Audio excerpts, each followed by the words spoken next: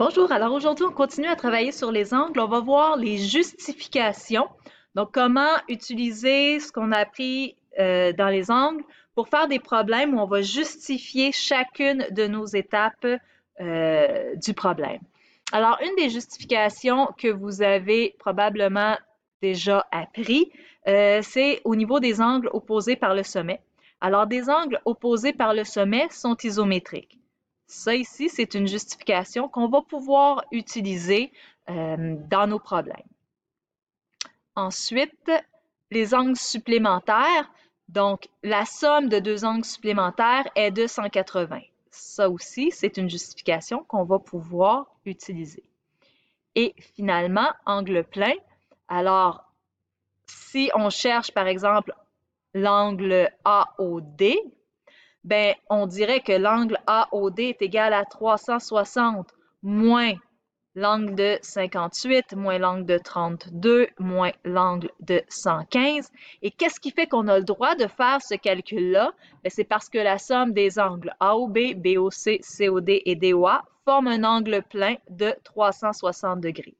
Et donc, on pourrait dire que DOA mesure 115 degrés. Alors, à partir de maintenant, on va faire des petits problèmes comme ce que vous avez à la page suivante, où on va vous demander affirmation, justification et les calculs. On va faire cet exemple-là ensemble pour mieux comprendre qu'est-ce qu'on entend par justification, qu'est-ce que vous allez avoir à faire. Alors ici, on a Julie qui a construit un modèle de fleurs à partir de polygones réguliers. Dans le premier exemple, elle a utilisé des pentagones et un hexagone pour arriver à mieux se comprendre parce que les angles ne sont pas nommés. Exceptionnellement, on va venir nommer nos angles 1, 2, 3 et 4. Ça va être l'angle ici, là, entre les deux pétales. Normalement, des angles, on les nomme par 3 lettres. On va voir ça par après. Mais là, exceptionnellement, on va les nommer par des nombres. Ce qu'on nous demande dans ce problème-là, c'est pour chaque fleur, parce qu'il y en a une autre après, calcule la mesure de l'angle formant l'espace libre entre deux pétales. Donc, on veut trouver la mesure de l'angle 4, mais on ne pourra pas trouver la mesure de l'angle 4 sans avoir trouvé les autres avant. Donc, on va devoir commencer par trouver la mesure de l'angle 1, et ça va être notre première justification. M pour mesure, ici je fais un petit symbole d'angle, et angle 1. Et je vais venir mettre, ça me donne combien? L'angle 1, pour le trouver, ben, qu'est-ce que c'est? Cet angle-là ici, c'est ce qu'on appelle un angle intérieur d'un pentagone régulier. Donc, dans ma justification, je vais venir écrire angle intérieur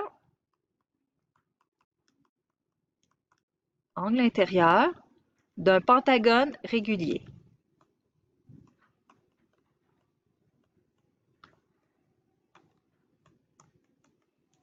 Pour calculer l'angle intérieur d'un polygone régulier, je vais venir rajouter mes formules en haut ici, comme ça va m'éviter de les réécrire à chaque fois.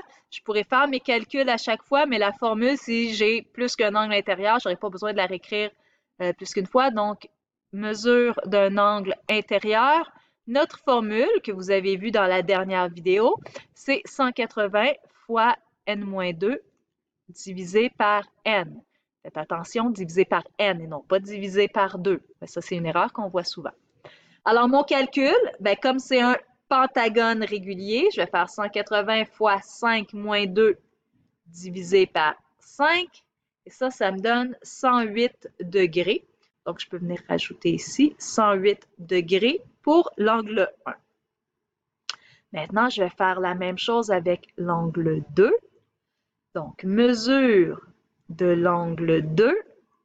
L'angle 2, c'est l'angle ici. Ça, c'est un angle intérieur, encore une fois, mais d'un hexagone régulier. Alors, je viens noter angle intérieur. Ça va être ma justification.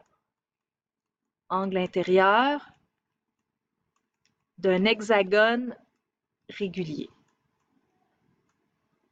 Donc, ça explique la justification pourquoi j'ai le droit de faire les calculs que je vais faire là.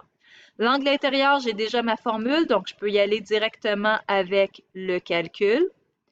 180 fois 6 moins 2 divisé par 6, et ça va nous donner 120 degrés. L'angle 3. Mesure de l'angle 3. L'angle 3, c'est un angle intérieur d'un pentagone régulier, donc je sais déjà que ça va me donner 108. Je vais venir écrire ma justification encore une fois. Donc, angle intérieur d'un pentagone régulier. Je sais qu'il y en a qui vont vouloir aller vite et dire, ben, je ne suis pas obligée de le réécrire. Oui, vous réécrivez au complet. Le calcul, 180 fois 5 moins 2 divisé par 5, ça nous donne 108 degrés. Et là, avec tout ça, on va être capable de trouver la mesure de l'angle 4. L'angle 4, si je regarde l'angle 1, l'angle 2, l'angle 3 et l'angle 4 ensemble, ça fait appel à une des justifications qu'on a vues à la page précédente. Les 4 angles ensemble vont former un angle plein. Donc, pour trouver mon angle 4, je n'avais pas le choix de trouver 1, 2, 3 avant. Et je vais venir, mesure de l'angle 4, je vais le calculer après. Alors, la somme des angles 1, 2, 3, 4 forme un angle plein. Et ça, à cause de la justification, ça me donne le droit de faire 360 moins. Mon angle 1, on a dit que c'était 108 degrés. L'angle 2, c'était 120. L'angle 3, c'était 108. Alors, 360 moins 108 moins 120 moins 108, ça nous donne 24 degrés pour l'angle 4. Donc, pour trouver l'angle 4, je n'ai pas le choix de trouver les autres angles et je dois justifier chaque étape de ma démarche. Pour vous aider au niveau des justifications, je vous ai fait une petite page aide-mémoire que j'ai mis sur Moodle, que vous ne trouvez pas dans vos notes de cours. Donc, si vous allez sur Moodle, dans Angle et Polygone, si on descend, justification, cours 6, justification, vous avez ici un document PDF. Donc, différentes justifications. Ça peut être angle intérieur d'un et on nomme le polygone régulier, notre formule.